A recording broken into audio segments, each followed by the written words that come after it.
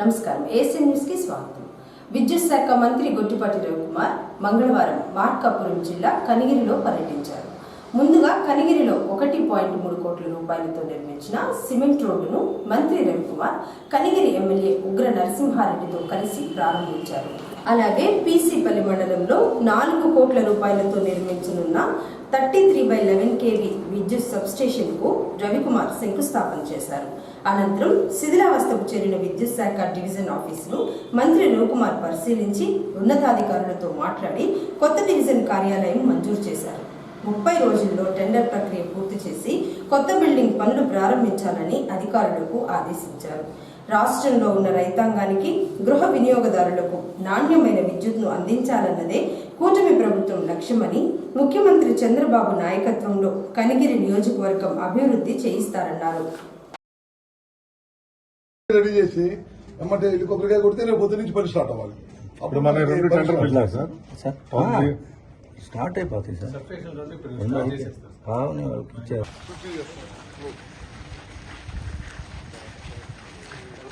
ఉపయోగించుకోవడానికి పని ఆఫీస్ అంతా పడిపోయింది. అంత వర్షాలు తడిచి ఉద్యోగం చేస్తున్నారు కదా.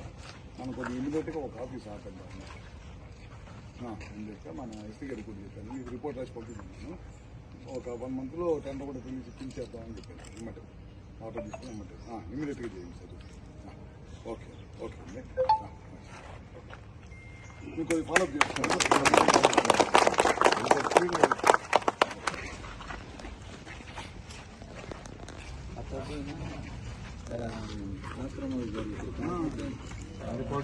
ఇప్పుడు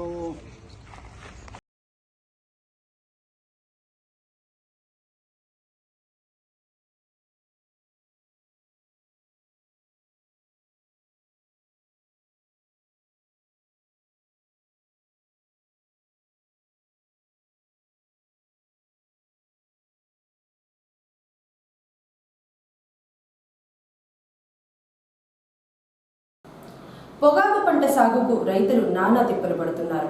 గతంలో కంటే ఈసారి పొగాకు పంట సాగుకు ఖర్చు ఎక్కువైంది. తుఫాన్ ప్రభావంతో భూములు బెట్టకు రావడంతో పొగాకు పంట వేసిన రైతులు నీరు పెట్టేందుకు కిలోమీటర్ల మేర పైప్ లైన్ ఏర్పాటు చేసుకుని ఇంజన్ల ద్వారా నీరు పెడుతున్నారు. గతంలో ఎకరా పొగాకు సాగుకు 7 నుంచి 8 వేలు ఖర్చు కాగా ఈ ఏడాది 16 వేలు అవుతుందని పొగాకు సాగు రైతులు చెబుతున్నారు. రాష్ట్ర ప్రభుత్వం పొగాకు సాగు చేయరాదని హెచ్చరించడంతో ఎక్కువ మంది రైతులు బార్నీ పొగాకు సాగుకు మొగ్గు చూపారు. దీంతో ఖర్చు 2 పెరగడంతో రైతులు అల్లాడిపోతున్నారు. పొగాకు సాగు చేసే రైతులు ఈసారైనా గిట్టుబాటు ధర రాదా అనే రీతిలో అద్దంకి మండలంలో వేలాది ఎకరాలలో పొగాకు సాగు చేస్తున్నారు. అయితే ఈ ఏడాది పొగాకు పంటకు నీరు పెట్టడానికి అధిక మొత్తంలోనే రైతులు ఖర్చు పెడుతున్నట్లు కొంగపాడు గ్రామ రైతులు తెలిపారు. కొంగపాడు గ్రామం, నా పేరు గుడిపూడి చంద్రమౌళి. ఈ తుఫాను వల్ల చేలు బిగసిపోయి ఇప్పుడు వాటర్ ప్రాబ్లం వేయాల్సి వస్తుంది పొగ తోటలకి. అందువల్ల ఎకరానికి కాస్ట్ వచ్చి 7,000 కాడి నుంచి 9,000 వరకు అవుతుంది ఎకరానికి నీళ్ళు పెట్టినందుకు. అవి వేయినందువల్ల అది తోటలు కావు. ఆ పరిస్థితి వచ్చింది కాబట్టి వాటర్ కడుతున్నాం చాలాకి. ఇంత కాస్ట్ ఖర్చు పెట్టేనా, లేకపోతే ఏమి ఇంత పైసా కూడా చేతికి రావు. అందువల్ల వాటర్ వేస్తున్నాం. ఇప్పుడు ఏ పొగాకు ఇది పేరుని ఆకు వరిని ఆకు అంటారు, వాస్తవంగా దొరకగా ఆకు అంటారు, వరిని ఆకు అంటారు. ఈ మామూలుగా వాళ్ళే ఇస్తారు. చంద్రో పెట్టి బ్యార్నీకి 35 క్వింటాలు, ఒక బ్యార్నీకి వచ్చి 35 క్వింటాలు అమ్ముకోమని వాళ్ళే రైతు ఇచ్చారు. రెన్యువల్ చేసుకొని బ్యార్నీ పొగాకు వరకు. బర్లీ వాళ్ళు అయితే, ఐటీసీ వాళ్ళు అయితే వద్దన్నారు. అది మహాలక్ష్మి వాళ్ళు వేసుకోమన్నారు. జీపీ వాళ్ళు వద్దన్నారు. జీపీ వాళ్ళు కూడా వేసుకోమన్నారు. ఒక ఐటీసీ వాళ్ళు వద్దన్నారు. ఈ ఏరియాలో, అది బయట ఏరియాలో మనకు తెలియదు. అది కొంగపాడు. నా పేరు బెమ్మయ్య. నేను 30 ఎకరం వేసే పొగాకు. ఎకరానికి 8,000 అవుతుందండి ఖర్చు. నెలకు అదే ఎకరానికి 7,000, 8,000 అవుతుంది ఖర్చు. మన వాన తుఫాన బిగసకపోయింది. కింద పొద్దునుంది ఏరు మానేయటం. అందువల్ల పెట్టచ్చు. అచ్చం పొగాకు వచ్చి పొగాకి శనగ పెడతాం. నేల కోసం ఎక్కువ అవుతుంది. అదే వాన పడ్డది ఎకరానికి 8,000, 6,000, 7,000 మిగిలాయి అనమాట. వాన లేనందువల్ల 10 ఎకరాలు అయితే 18,000 పోతుందా.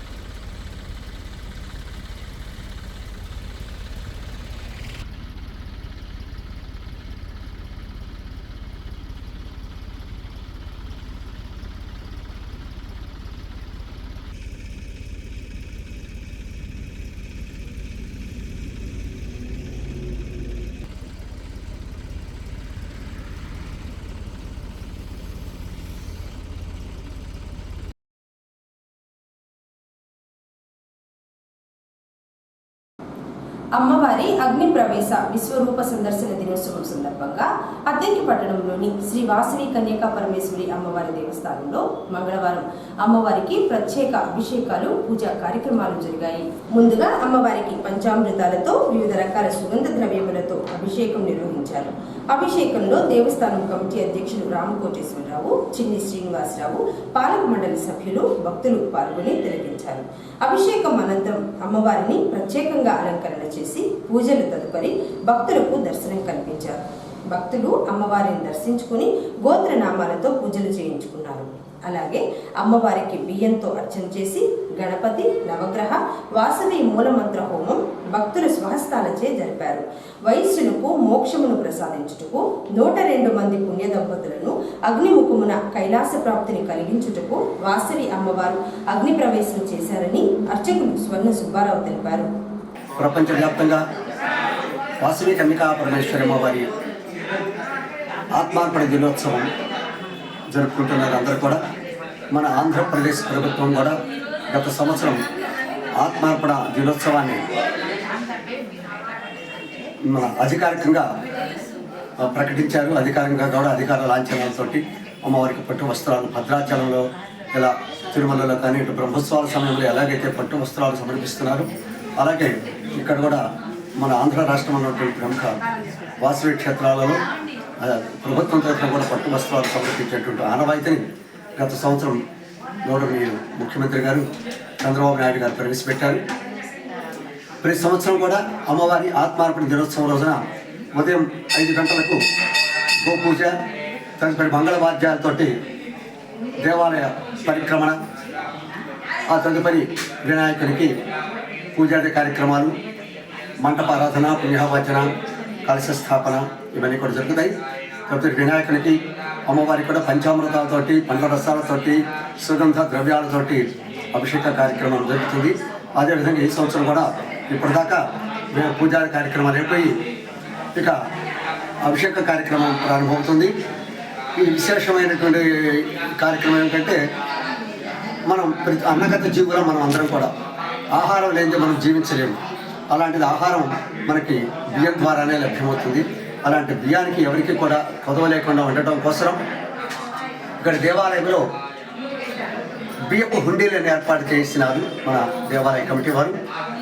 భక్తులందరూ కూడా వచ్చి అందులో గత కొద్ది రోజులుగా బియ్యాన్ని సమర్పిస్తుంటే ఆ బియ్యాన్ని తోటి ఇవాళ అమ్మవారికి అభిషేకం కార్యక్రమం అయిపోయిన తర్వాత అర్చన జరుగుతుంది. ఇంకొక విశేషం ఎక్కడా లేనటువంటి విశేషం ఈ మాఘమాసంలో అద్దెంకి కన్యకా పరమేశ్వరి దేవస్థానంలో జరుగుతుంది. ఈ సంవత్సరం కూడా ఏంటంటే మాఘమాసంలో ఎలాగో విజయ రోజున అమ్మవారి రథసప్తమి రోజున ఇక్కడ అమ్మవారు ప్రతిష్ఠించినటువంటి రోజు వార్షికోత్సవం. అలాగే త్రయోదశి మాఘశుద్ధ త్రయోదశి నాడు ధ్వజస్తంభం, శ్రీచక్రం ఇవన్నీ కూడా ప్రతిష్ఠించినటువంటి వార్షికోత్సవం కూడా.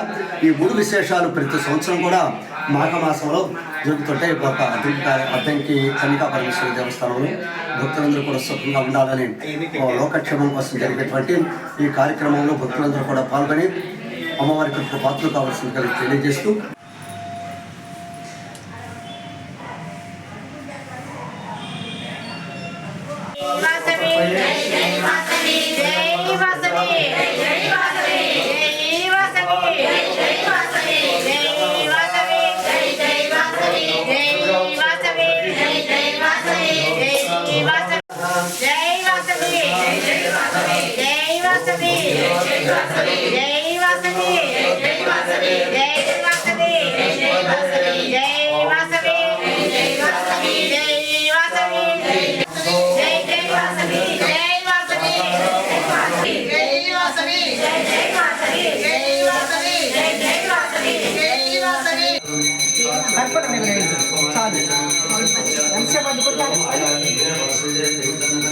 బయట చూపించేసాయి.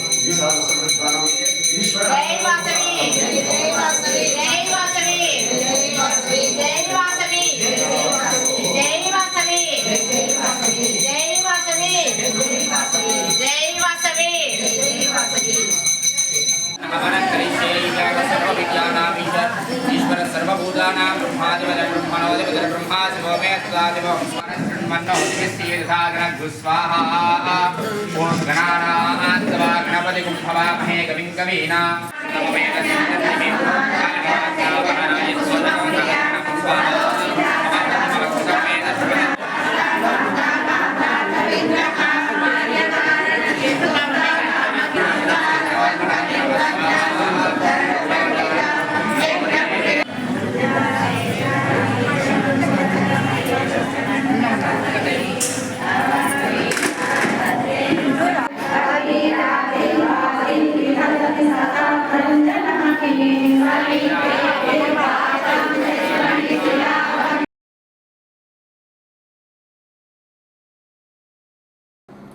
సచివాలయాల సిబ్బంది నిర్ణీత సమయానికి సచివాలయాలకు వెళ్లి అటెండెన్స్ వేయకపోతే ఆ రోజు వేతనంలో కోత తప్పదని అద్దంకి మండల పరిషత్ అభివృద్ధి అధికారి వరుదిని అన్నారు.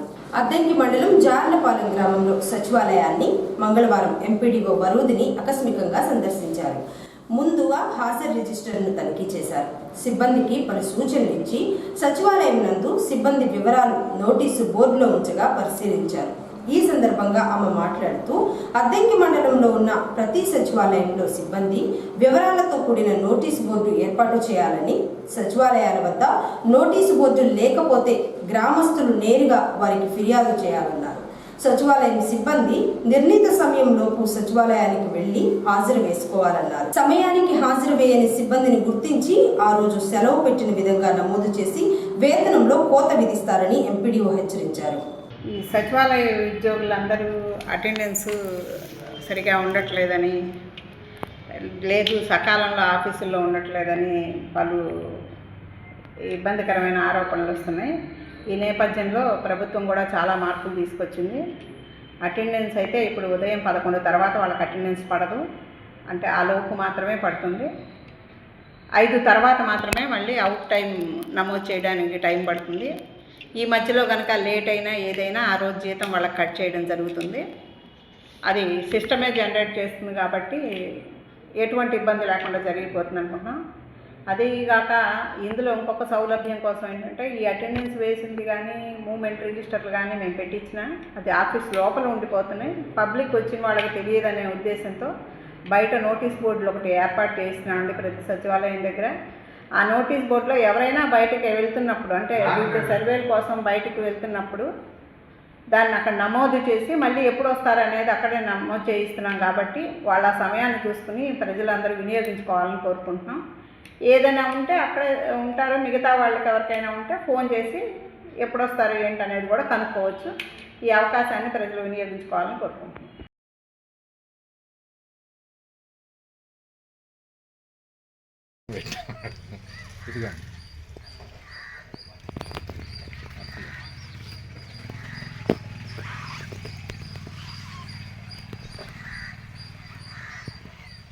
ఇక్కడ కూడా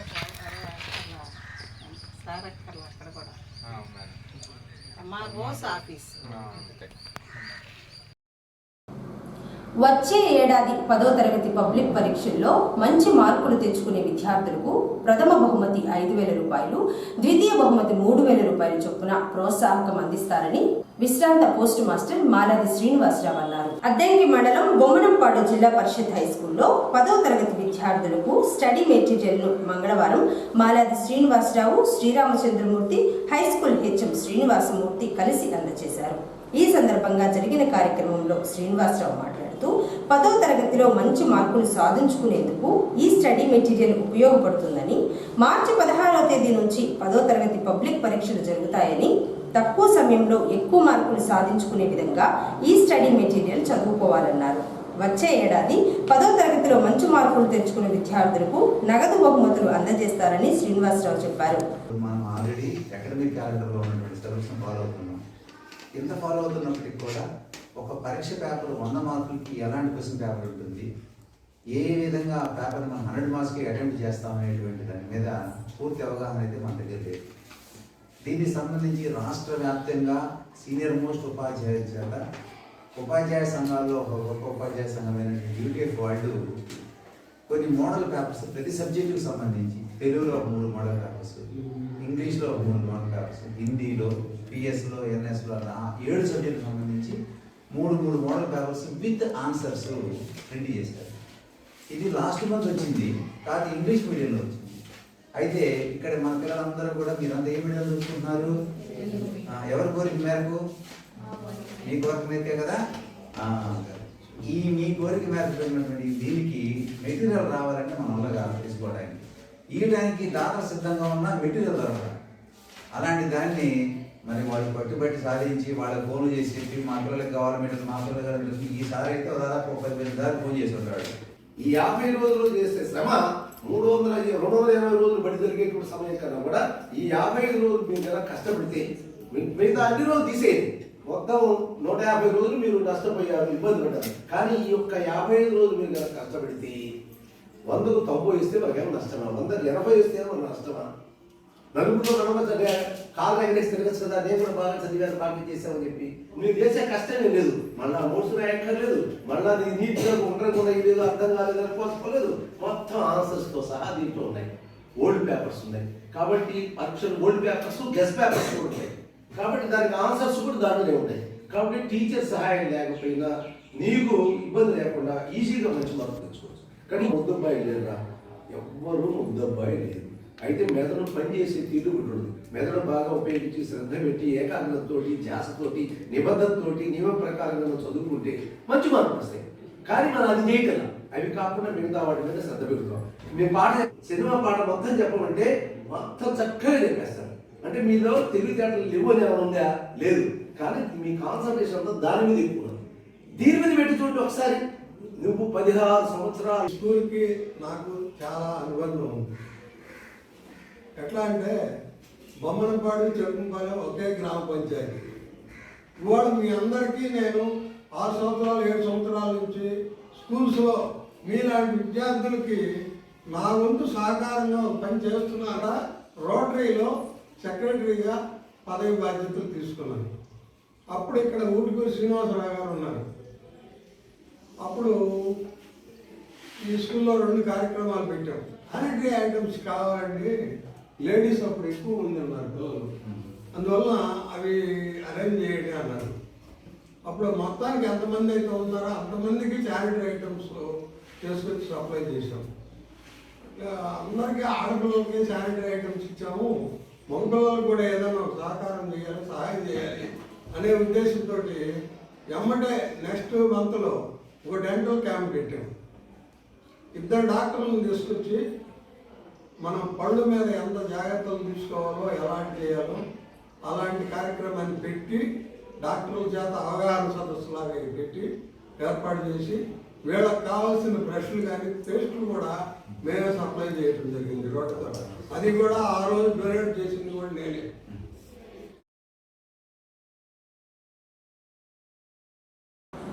రైతులు ఎటువంటి పంటలు సాగు చేసినా ఈ పంట నమోదు అనేది తప్పనిసరిగా చేయించుకోవాలని వ్యవసాయ శాఖ సహాయ సంచాలకులు ఎఫ్రాయిం అన్నారు. అద్దంకి మండలం రామాయపాలెం గ్రామంలో మంగళవారం పొలం పిలుస్తుంది కార్యక్రమాన్ని ఏర్పాటు చేయగా ఏడీఏ ఎఫ్రాయిం ఏఓ వెంకటకృష్ణ పాల్గొని శనగ పంటను పరిశీలించారు.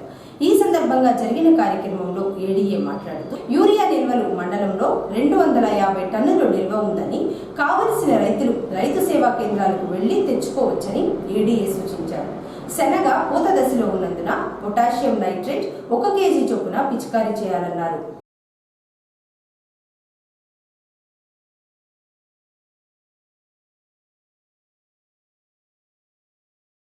ఏసీ న్యూస్ ఇంతటితో సమాప్తం. నమస్కారం.